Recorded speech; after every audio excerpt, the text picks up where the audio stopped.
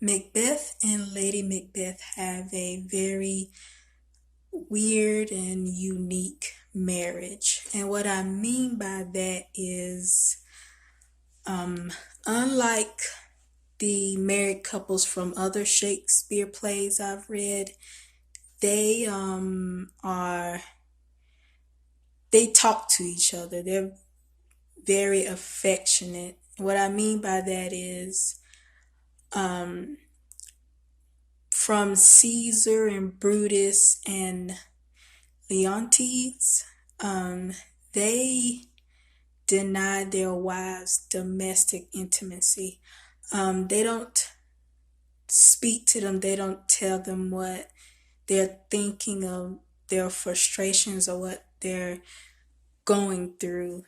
Um, Macbeth, when he first get the prophecy of that him being a king, he immediately writes Lady Macbeth. While in other plays, the men don't express any news or anything that's bothering them to their wives. They're very distant with their wives.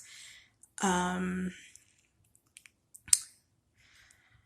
and I think that has to do with the fact during, I believe, the Elizabethan times, male to male relationships were regarded as the best relationships, and so men will confide with other men, and then men to women relationships are regarded less, and the relationships that are regarded even less than that were women to women. So that is why I think Lady Macbeth and Macbeth relationship is weird, because they deny, like, they don't conform to the conventions that Shakespeare had showed of what our Elizabethan marriages are like. Um, Also, Macbeth, well, let me talk about this. Well, there's the man's sphere, which is outside the home, and then there's the women domesticated sphere inside the home. And so Macbeth is coming from outside this, from war, this tough, violent, you know, the epitome of toxic masculinity, and coming into the domestic sphere, the feminine sphere, the private space, to get healing and to relax. And it's interesting how, instead of getting that, Lady Macbeth kind of throws that, like, she verbally assaults him, and she's taking on these masculine qualities in order to urge him to fulfill that prophecy. I found something else interesting. Catherine E. Thomas, in Unsexing Lady Macbeth, Gender, Power, and Visual Rhetoric, in her graphic Afterlives, that in like graphic novels and comic books, Lady Macbeth, usual representation is either the monstrous woman trope or the domesticated mother and wife. So she is either presented outside the gender norms of, or being transgressive, or she's being self-contained. She's like affirming the like stereotypical roles of women, but the negative roles of women. And usually that time, like in Victorian England, she was, you know, she was either like this,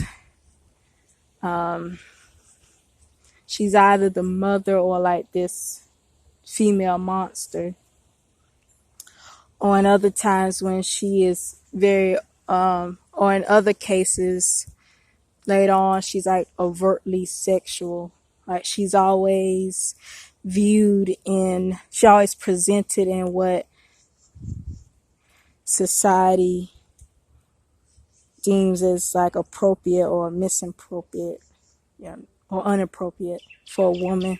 So she's always this object of sexual desire, or like she's evil, or she's a wife and mother. And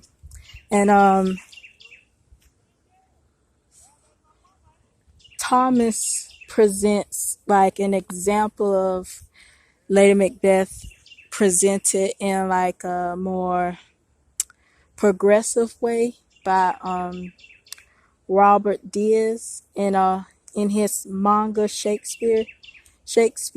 He depicts Lady Macbeth as a tragic hero. She stands at the same level as the other males in the manga, and she's, I guess, it's like a more dynamic figure throughout. And when she does commit suicide, she does it on the battlefield alongside Macbeth, and he grieves for her death there. She doesn't commit suicide off stage and where no one sees her, and like she gets in this instance she gives a more heroic death. She's viewed in the same way Macbeth is. So I provided that as just like an interesting note of where she's not like she is she's heroic, she's like almost she's active, she's very confident and in her sexuality and her powers as a woman, and it's not like depicted in a way that it rejects or reaffirms like the patriarchy or like these ideals that these roles that a woman should fulfill. Back to our discussion of Lady Macbeth. I want to return back to the topic of marriage. Stanley Cavell had said something interesting regarding the Macbeth's marriage. He's mentioned their marriage in terms of language as mind reading, like a particular sharing of words as if by magic. Like Lady Macbeth in Act 1, Scene 5, line 25 to 26. Her words are like a potion. I think that's where she says she would chase tongue, something like that. That she will steal she would chastise him with her valor tongue, I think. And that the production of words are associated with production and reception of blood.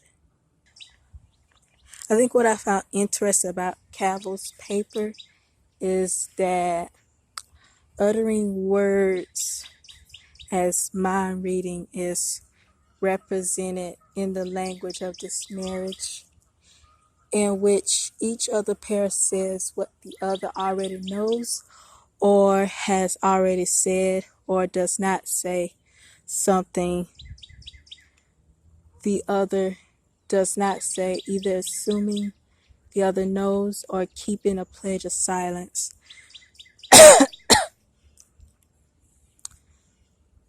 They exemplify exchanges of words that are not exchanges, that represent a kind of negation of conversation. So he particularly is focused on what Macbeth and Lady Macbeth do not or not in good time say to or for one another. And he noted 3 areas where they are silent when they plan to kill Duncan. They're the fact that they do not have children, and the relation of Lady Macbeth to the witches.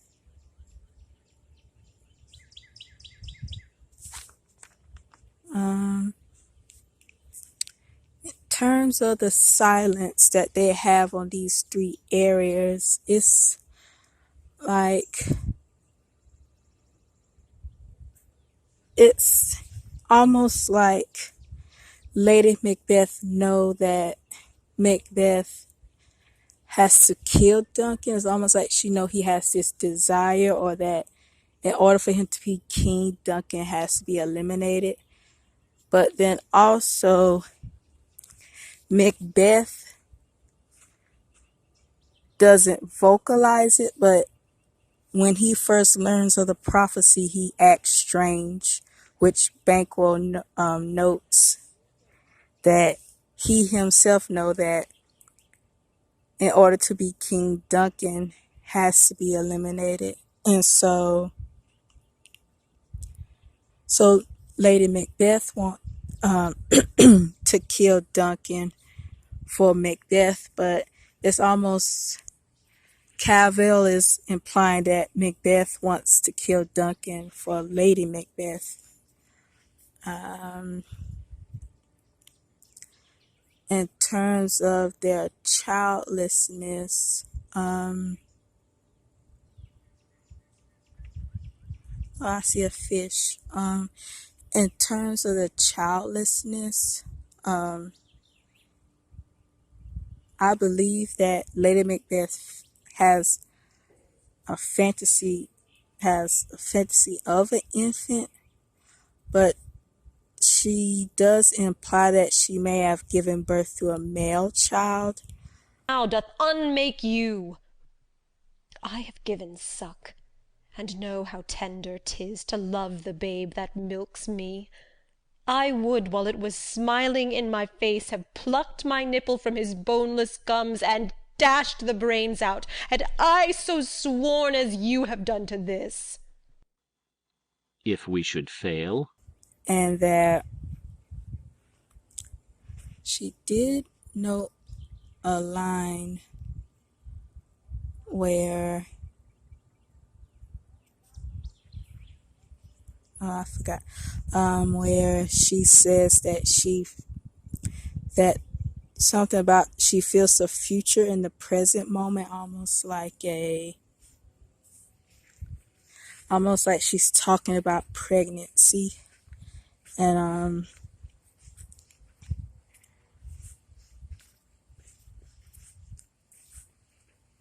that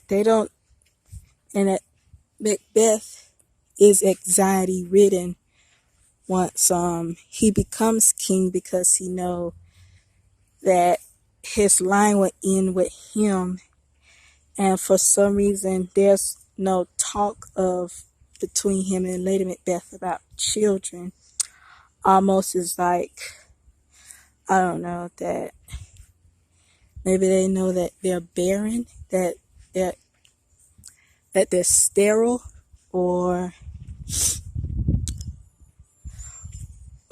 Cavell had mentioned that since Lady Macbeth is kind of associated with the witches, that having a child with Lady Macbeth is an unnatural child, a demon child. And so Macbeth has this, I wouldn't say guilt, but this, what's the word? that he knows that he can't have a child with Lady Macbeth because of that. So his legacy wouldn't live on.